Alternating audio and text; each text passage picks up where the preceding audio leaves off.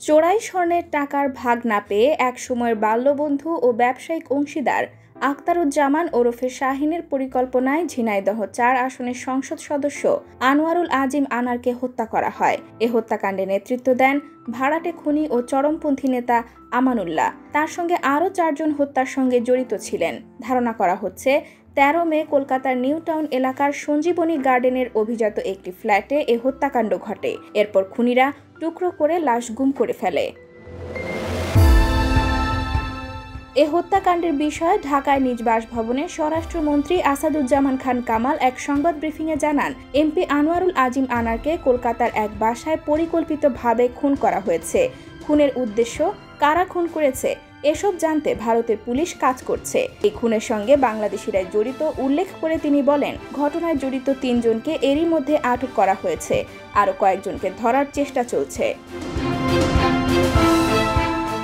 এদিকে গোয়েন্দা ও স্থানীয় সূত্রে জানা যায়, এমপি আনারের সঙ্গে শাহিনের স্বর্ণের বড় একটি চালান নিয়ে ঝামেলা চলছিল।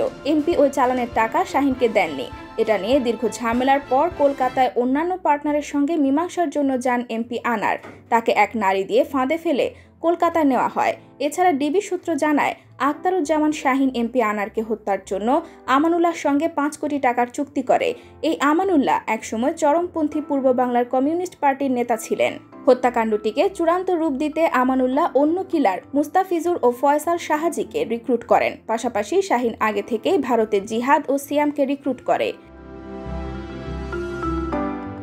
এছাড়া ঢাকা মহানগর পুলিশের গোয়েন্দা বিভাগের দায়িত্বশীল এক কর্মকর্তা বলেন, মূল পরিকল্পনাকারী শাহিন এবং আমানুল্লাহ ৩০ এপ্রিল কলকাতায় যান।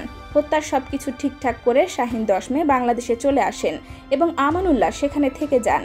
ওই কর্মকর্তা আরও বলেন, হত্যাকাণ্ডের পর ১৫ মে শাহিনের বান্ধবী শিলাস্তি রহমান এবং আমানুল্লাহ বিমানে ঢাকায় চলে আসেন।